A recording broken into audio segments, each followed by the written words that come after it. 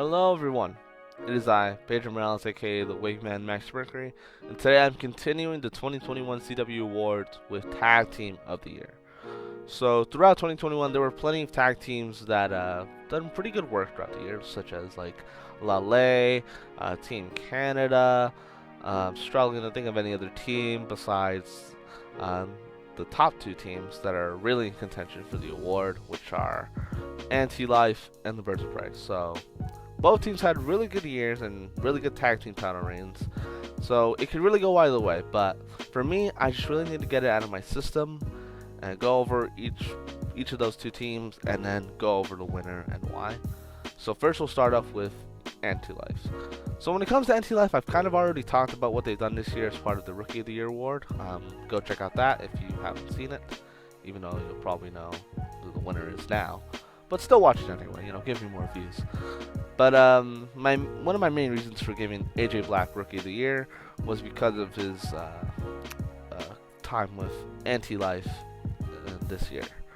So their big year started at WrestleMania 2, where they defeated Swed in a kind of a dream match. Now that you think about it, considering Swed was a former Tag Team of the Year recipient three times in a row. And later on in the show, Anti-Life would cash in their tag team Money in the Bank briefcase on the Dark Punishers to win the BCW tag team titles. And before this event, Anti-Life were kind of like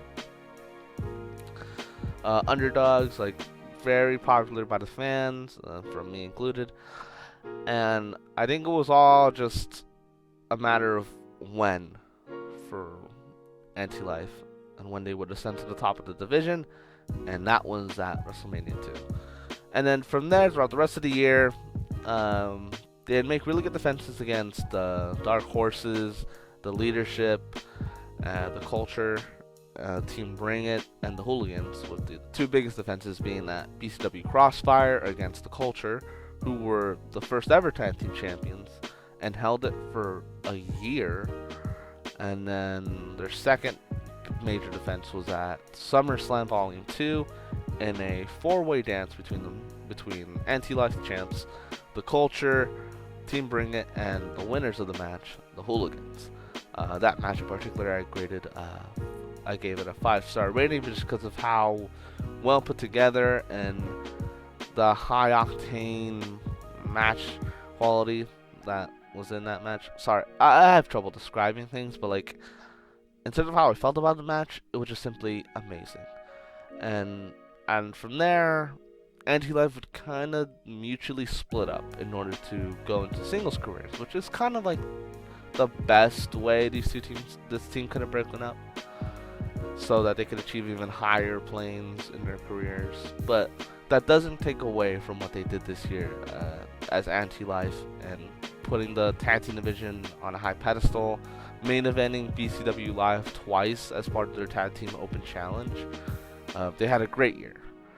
But time to talk about the other team, the Birds of Prey. So the Birds of Prey made their surprise return to XWF after being conspicuously gone through 2020 and challenging the ever so hated, or at least lovable, but also, I guess, Team Canada love to hate them, basically. They challenged Team Canada for the XWF Tag Division titles on the first Shockwave of the year, I believe, and managed to unseat them for the belts 2 shows before Eye for an Eye, and it was quite a shocker, not gonna lie. And recently I looked back at the match to do a potential ranking series later on.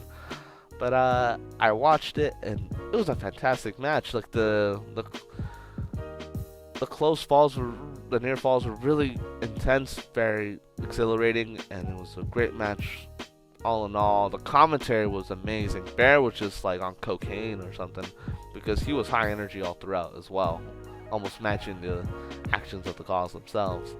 And then from there, Birds of Prey would have great defenses against Bronx Bunny on Shockwave, and I think then they retained against Azure Justice at Eye for an Eye, and then I think their biggest defense was at Absolution 2 against, I think it was Bronx Bunny and Hardcore Hate Crew in a like triple threat tag team match. Well, let me see. I have the. Oh, yeah, it was also a triple TLC match. Makes it even better. And then they would have one more defense in the year. Later in the year, I think it was in July maybe, on Tremors against Lale, who was also having a pretty good year at the time. Since then, they haven't done much. Like the first half, Lale did amazing, but the second half they didn't really do too much. But yeah, the Birds of Prey had a really good year just as well. But in the end, after heavy decision and then some consultation from a close friend, I decided to award Tag Team of the Year for 2021 to Anti-Life. And despite splitting up mutually, I should say, I had overtaken just like last month in November, I think, or even this December. I don't know. My memory is already fuzzy of 2021. Even though they split and mutually, that doesn't take away from their accomplishments and what they did this year, and the consistency of their tag title reign, and their matches all throughout the year. And then you have to take into account just like the stock of AJ Black and Joe Garcia, and how much like their tag team title reign and then the team as a whole has helped them individually as well. And then as for the Birds of Prey, the reason I ultimately decided not to go with them as the winners was because of their inactivity for most of 2021. Because everything I just said about the Birds of Prey happened from like January to April. From May to December, besides the one Tremors defense, they were ultimately absent. Anti-Life, however, has been around throughout all of 2021, defending their tag titles, putting up. Sometimes I get stuck with words, but Anti-Life have been putting the tag team division to great acclaim, having great matches, putting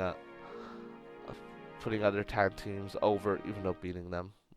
Best case scenario for them. But yeah, ultimately I decided to give the award to Anti-Life, and I have no regrets about it. So thank you for watching. Leave your feedback below in the comment section. Whether or not you agree or disagree, and then we'll have a nice chat about it, hopefully. So I'll see you guys next time for Friday's award, which I believe is, I think it's Match of the Year, and if not, or if it's not Match of the Year, then it's Feud of the Year. I don't remember. I always go into these videos unplanned, for better or worse. So thank you for watching. I'll see you guys next time. Bye.